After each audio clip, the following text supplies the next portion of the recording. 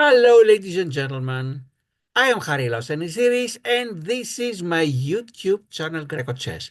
And we are going to continue now the coverage of the New York State Championship that took place about a week ago in Albany, New York. We're going to start by sharing the information about the tournament.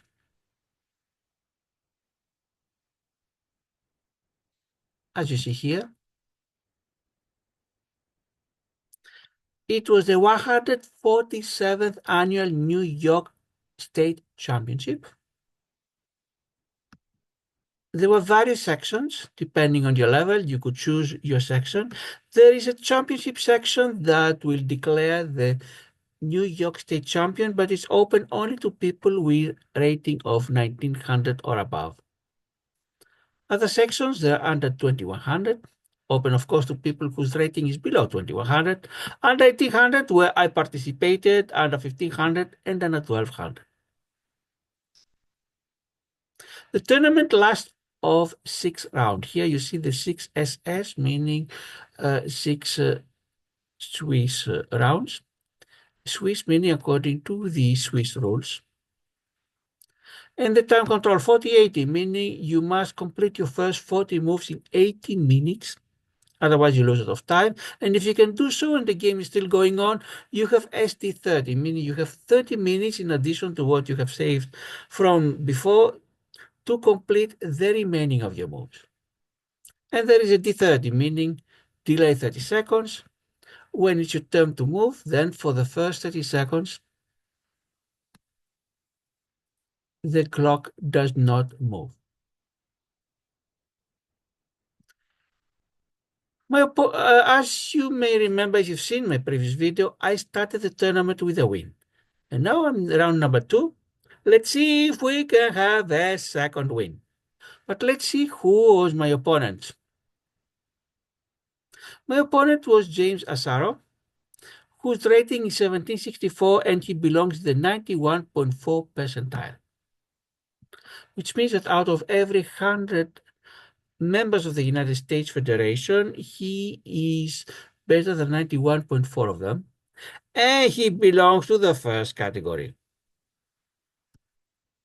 Let's compare this with my numbers. My rating before the tournament was 1582. I was in the 86th percentile, and I belong to the third category, so clearly James was the favorite. But let's see what actually happened in the game. This is the board of chess.com. And on the left part, you're going to see the situation, what's happening. You're going to see all the moves and what is the current position on the board. On the right half, which is analysis, you're going to see the computer evaluation. Positive number means that white is better, negative that black is better, and the computer will show if the move was the best, if not, which would have been the best, and what are the best 3 moves for the other side. James had the white pieces, I had the black. James started with the pawn to e4. I reply with the French defense, pawn to e6. Well, the French have many ways to reply as black. If anything, the most popular is what's called the Sicilian. Pawns goes to c5.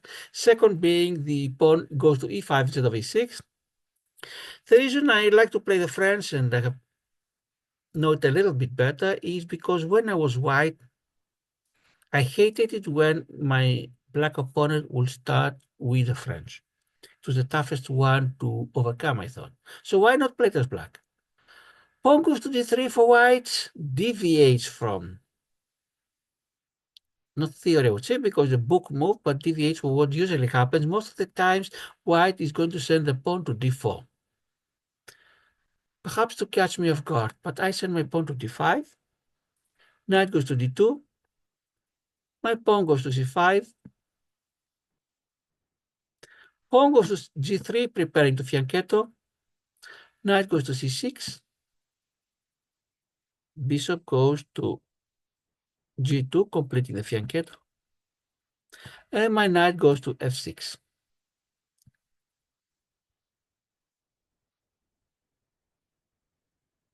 And James sends his other knight, develops, goes to f3, and until now we have theory. And finally, someone has to leave the theory, the book move, and it's me that does it by sending my bishop to d6. The computer says it's excellent, but would rather have the bishop go to e7. James here sent his queen to e2. Is opposite of my king, but of course there are 2 pawns separating them. Now I'm going to take the pawn on e4, and James will take back with his own pawn. And this concerns me because if James could play a second move in a row, his pawn would go to e5, and then he forks my bishop on f6, my bishop on d6 and my knight on f6. And to stop this idea, I send my pawn to e5. Computer says the best. I avoid this possibility. James develops his pawn to c3 to control the d4 square, and I pin his knight by sending my bishop to g4.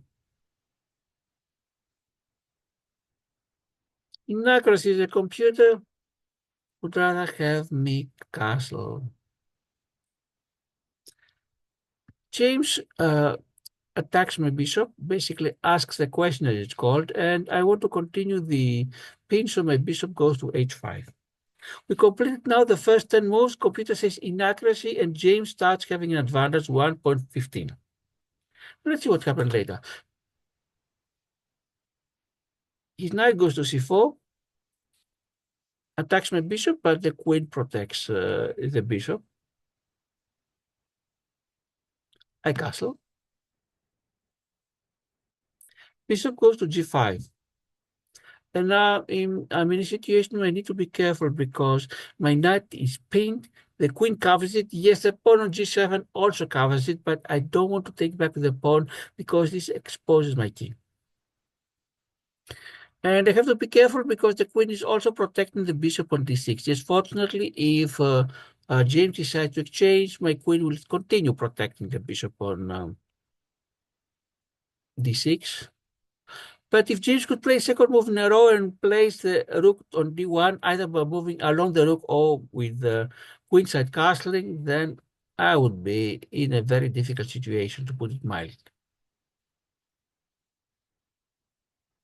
To avoid this possibility, I send my queen to e7. Inaccuracy of the computer, and James' advantage increases to 2.38. Would rather have me send my bishop on e7. Look what's happening if I played nothing. I mean, if I played something irrelevant. If rook goes to d1, I cannot even push my bishop anywhere else, for example, e7 or c7, because then my queen will be lost. But now, if rook goes to d1, then at least I can move my bishop. That's why I had to do something. Maybe not the best possible move according to the computer, but at least it is some kind of an answer. And James decided to exchange. Misses the computer. Usually, if you exert pressure on your opponent, you don't want to release this pressure by exchanging. Take back the knight. Not only I avoid losing material, but now my knight on f6 is not pinned any longer. Now James cannot even castle queenside. He will send his rook to d1 to exert pressure on my queen. My queen goes to e6. And since there is no pin anymore, James decided to exchange the knight. And now I avoided the worst. James is still a little bit better with the white pieces, 0.75. But at least I'm not in the 2 point something that was before. Short castling for white.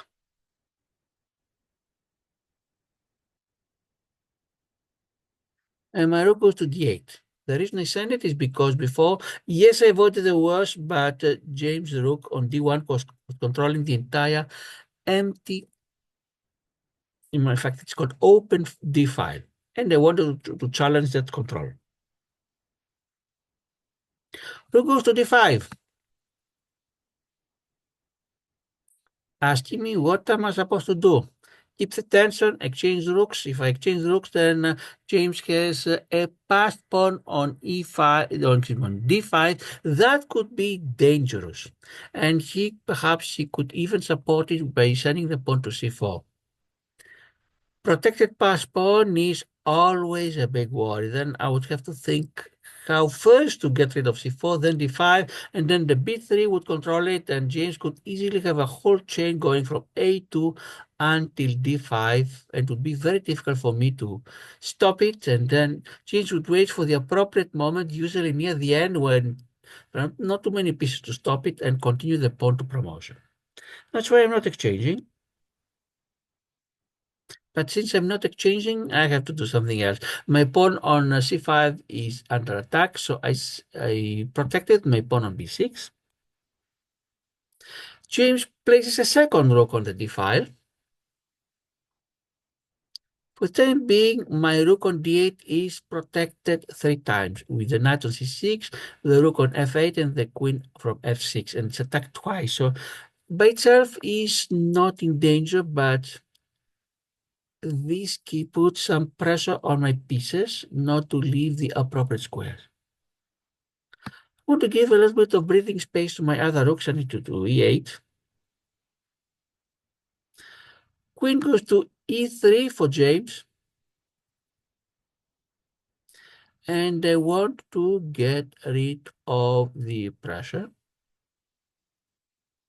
That's why now I want to exchange the rooks. James could have created a pass pawn if he wanted by taking back with the pawn. And the computer says that would have been the best move. Instead, he decides the second best move with the rook going to d5. And at this point, what I was thinking in my mind is in the future, there could be a case of a back rank mate and avoid it. In addition, if my bishop on h5 is attacked, I want it, in addition to g6, to be able to go to h7 if necessary and not lose it. And to so, I place my pawn on h6. James continues his attack, the pawn goes to g4, and my bishop goes back to g6. Great moves as a computer. Yes, it's the only move that saves the bishop, but in my opinion, it's too obvious. Great moves should not go to too obvious moves. That's what I personally think. And James decides to improve the position of his bishop. At g2, it was doing almost nothing. It's going now to f1. And there is a possible threat. If it goes to b5, it attacks my knight on c6. Yes, the queen is defending it, but it's too much to have a queen just defending a knight. In addition, if the knight moves, the rook on e8 is lost because of a pin. This is why, to avoid this case, I move my rook to e7.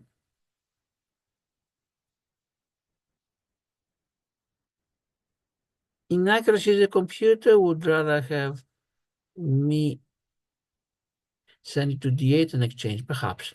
Bishop goes to b5, attacks the knight on c6. But I want to avoid having the queen stuck on f6 just to protect the knight, because later the queen could even be attacked. That's why knight goes to a5. Great moves in the computer. Yes, at least that was not that obvious. James sent his pawn to h4.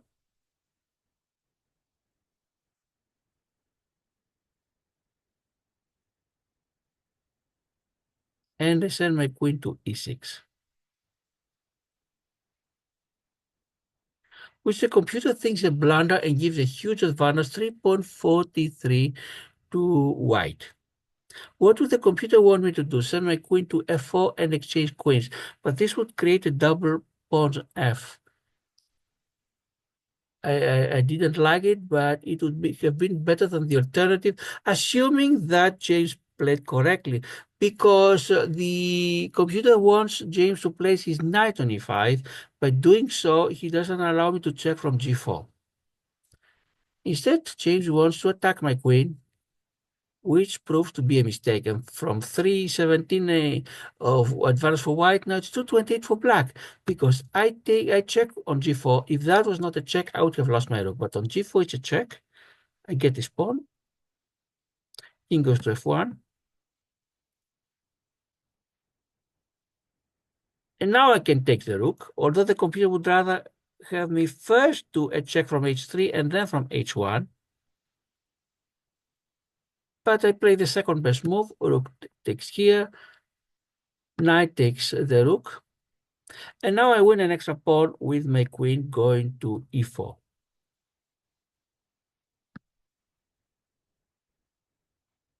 Now an extra pawn, I'm 1.89 better. And James can think what to do. He could exchange queens, but he preferred to take my bishop on g6. And I have two ways to reply. Either my queen takes a queen and we exchange queens, which would have been the best attack on the computer, or my queen takes the knight. Of course, I cannot use the pawn to take it, and then I lose my queen. I decided the second best move. If we exchange queens, then my pawn takes a knight. I have double pawns. I didn't like it too much, but it would have been better. I take the knight on g6, mistakes the computer. I'm still better by 0.35. Bishop now goes to d3, and now I need to be careful. My queen is attacked. And if I'm not careful where I place the queen, then white can send the queen to e8 and checkmate. And really, when I saw it, I was thinking and thinking and thinking, and then I came up with the best possible reply. Queen goes to e6. And if we exchange queens, ending with an extra pawn for me. But of course, it's not nice that my knight is on the edge. And yes, I have an extra pawn, but it's not passed. But plus the pawn structure is not too good because the pawn at e6 is isolated. On a light square could be attacked, not now, but perhaps later by the bishop. I would have to use my king to defend it. And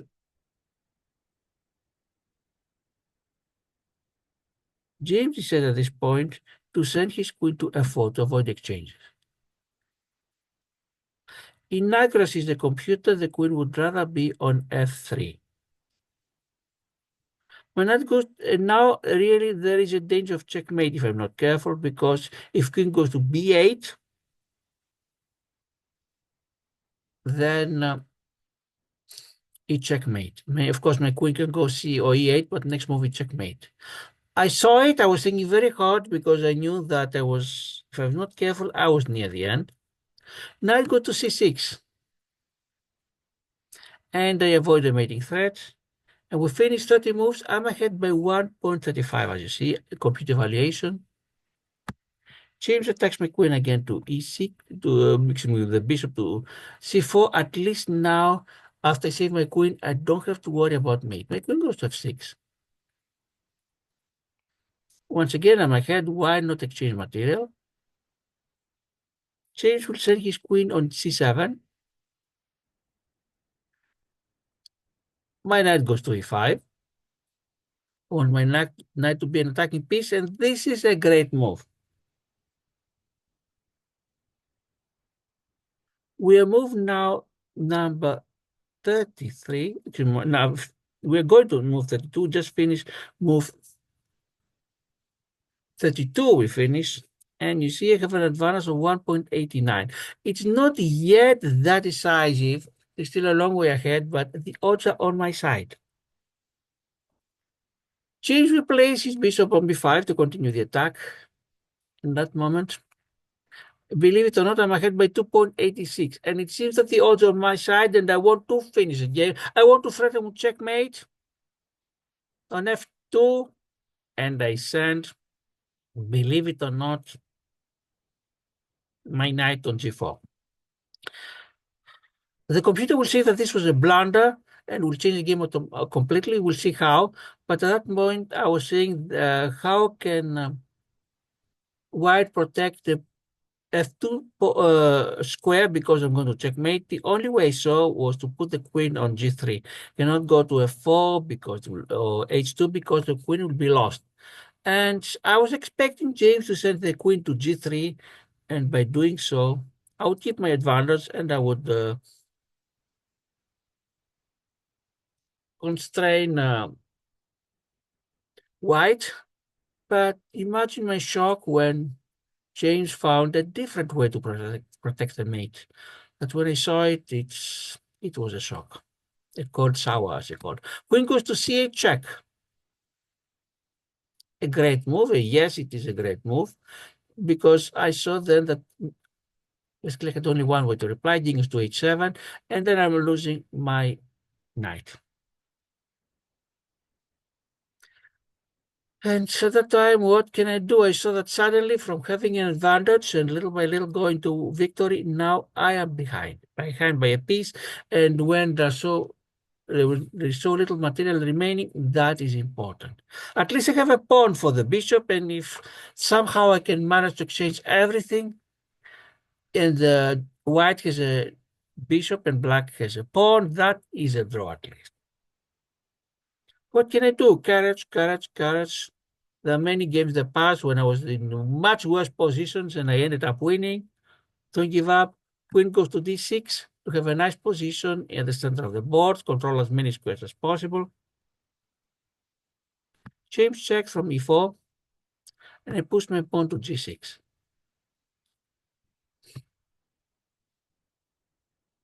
I didn't move my king. I wanted to avoid the possibility bishop to d3 and then mate on h7. Exactly, James sends his bishop to d3.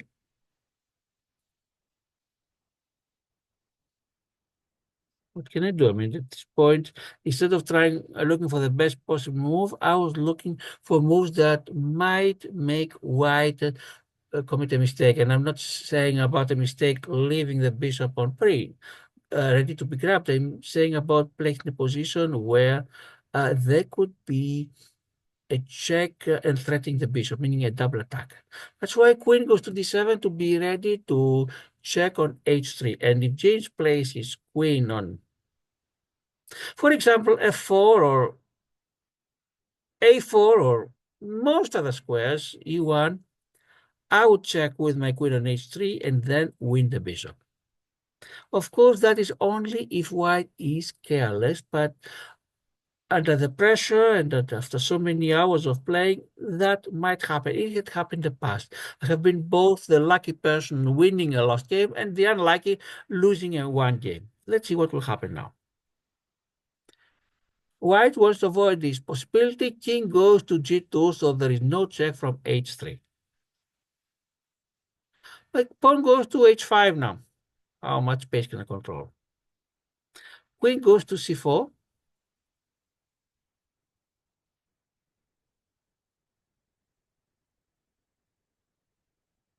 I'm sorry. Bishop goes to c4. My queen goes to c7. Pawn goes to f4. Now, white tries to start pushing the pawns because without promoting a pawn, it's very difficult for white to win. And I have an extra pawn hoping to block. Let's see. Queen goes to this d7, hoping to check from g4, who knows what. Maybe then winning the h4 pawn, but white is not going to allow it. Pawn goes to f5, and now I'm going to win a second pawn. g6 takes f5. Now I'm 2 pawns for the bishop, and given the fact that bishop counts as 3 pawns, who knows? On the other side, of course, my 3 pawns here, f7, f5, and h5 are extremely weak. It's not that wonderful, but at least for one move, white has to deal with the threat of his queen. And James will place it on e2. My queen goes to c6 to check. King goes to f2. And queen goes to g6. Now all of my 3 pawns are protected, at least for the time being. I have 2 passed pawns, c7 and c5. And really, if there are no queens, I would lose the pawn on c7. My pawn on c5 would be protected, and I might have, what do you say, a prayer, a very small chance of saving the game. Bishop goes to d3 to pin my pawn on f5. King goes to h6 because we have pins. First of all, the pawn is pinned first the queen, and if the queen moves to avoid it, then there's another pin because the king is behind. I don't want king and queen to be in the same light color diagonally. Queen goes to e3 check. King goes to g7. Once again, I want to avoid queen and king on the same diagonal.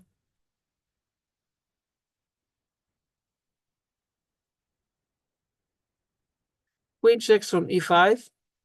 And little by little, I see the writing on the wall. If the king goes back, then queen can check from here, take the a7 pawn, and little by little destroy him. There's also another danger, even worse than that. It is if my king goes anywhere else, anywhere, then the pawn on f5 is lost with the bishop taking and threatening my queen. To postpone the inevitable, I would say, push my pawn to f6, threaten the white queen, but the queen goes on f5. Takes one of my pawns away, so my advantage is reduced to just one. My pawn advantage is reduced to just 1 pawn, so I have 1 pawn for the bishop. Should I exchange queens or not? If there were no pawns remaining and I only had 1 pawn, of course. But there's so many pawns around, it's not easy for me to protect my pawns. I might have a chance with the perpetual. That is why I'm sending my queen to h6, hoping for a check from d2. What would happen if we exchange queens? Well, at least most of my pawns are on a dark colored square, so immediately the bishop cannot grab them, I'm sorry. Then white would have to use the king to go there, and since they're in the chain, black would have to start with a pawn on h7. Would that work? Who knows? I would need to put my king somewhere there, but then my other pawn here would be in danger, and with the white pawn in front of it, the pawn on h5 cannot move. And most likely I would lose it, and the h pawn would promote. I don't think either way around I would have a chance. I'm trying to think which possibility would enhance the chances for something unusual happening, especially if white a mistake.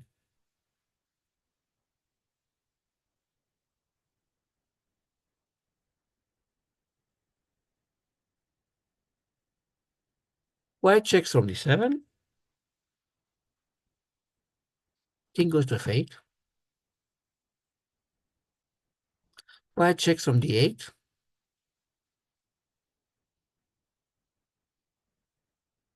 King goes to g7. To f7, it's making 7 moves. So still not, my situation is not good at all, but at least there is no direct checkmate.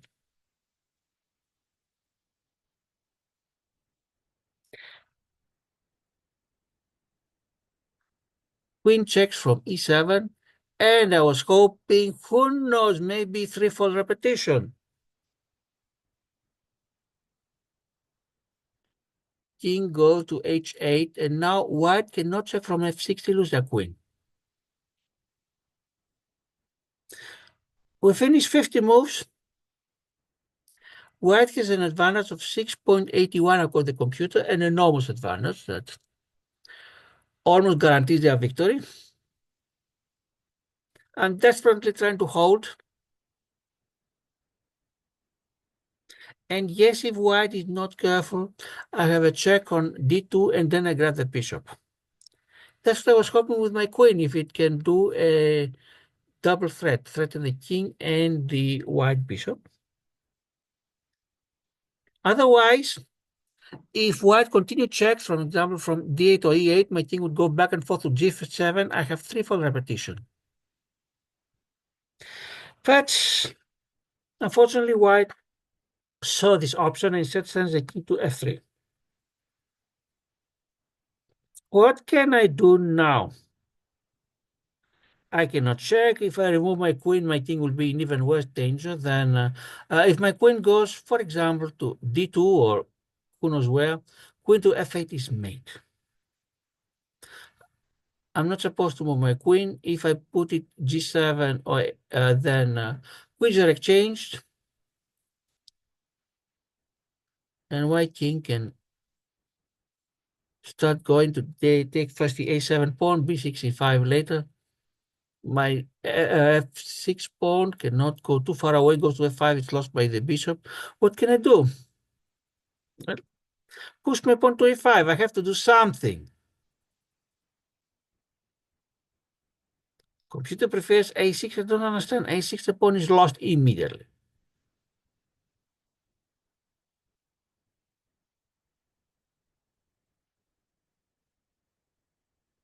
Queen goes to e8, king to g7, and bishop goes to c4. Now I saw that if I'm not careful, queen to g7 is mate immediately. See the computer, no matter what I do, it is an M, there's a mate coming. Course of the game, I didn't know it. That's why I'm sending my queen to d2 to be far away. Possibility of a check, who knows? And there is no mate.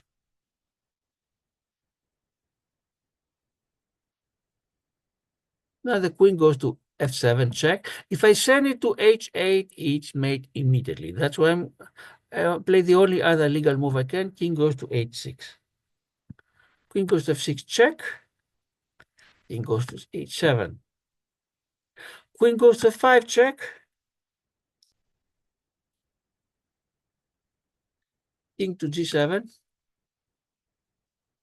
And now that's it. I didn't see the move coming, but even if I saw it, what else could I do? I mean, the king could go h6 maybe. No, it wasn't h6. Not excuse me. King was in h7. We can go to h6 perhaps, but still nothing would really change.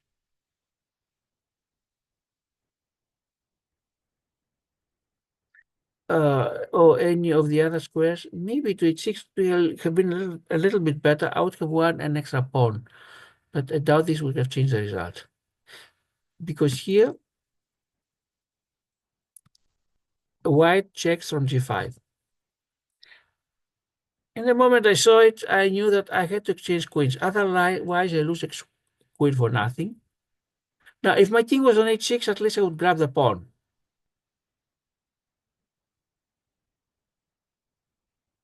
My king goes to g6 to grab the pawn, but too late. King goes to f4 to protect it. Then let's start pushing the h-pawn. If it goes far away, at least the king will have to go and grab it before it promotes, and I might grab that pawn. King goes to g4. Pawn goes to h3, and under different conditions, white would have to take the pawn because otherwise the pawn promotes it. Suddenly out of nowhere, I'm the winner. But unfortunately for me, white had the check from d3. King has to go to g7. And king grabs the pawn. And that's it. At this point, at move 62, I resigned. Thus, a game that could have gone my way until move 33. I was doing quite well and had quite an advantage. Unfortunately, in one move, everything was lost. So I start with 1-1 loss. Of course, I need to congratulate James, who played quite a good game. took advantage of the opportunity when he saw it. Basically, it was now or never. If he didn't see it then, he might not have had another chance. But let's see now the computer evaluation. Let's go back to the chessboard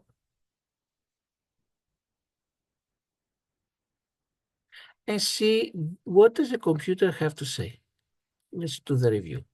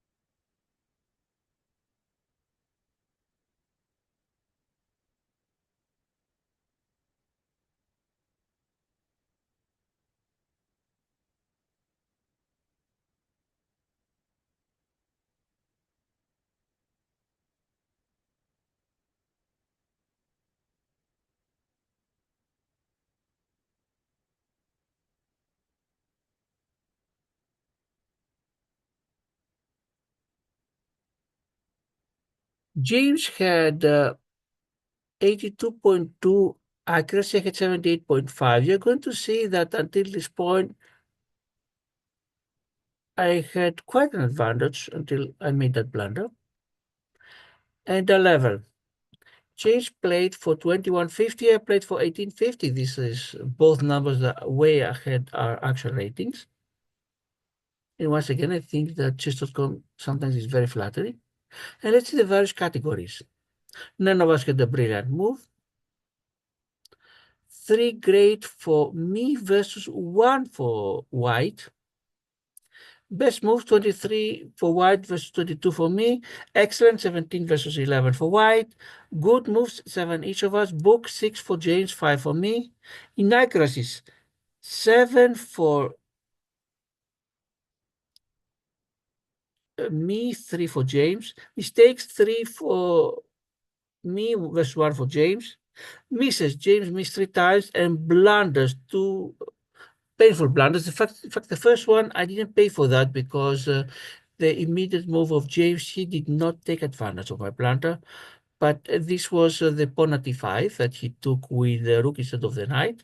But the second one, he didn't let this opportunity slip away. He won the game.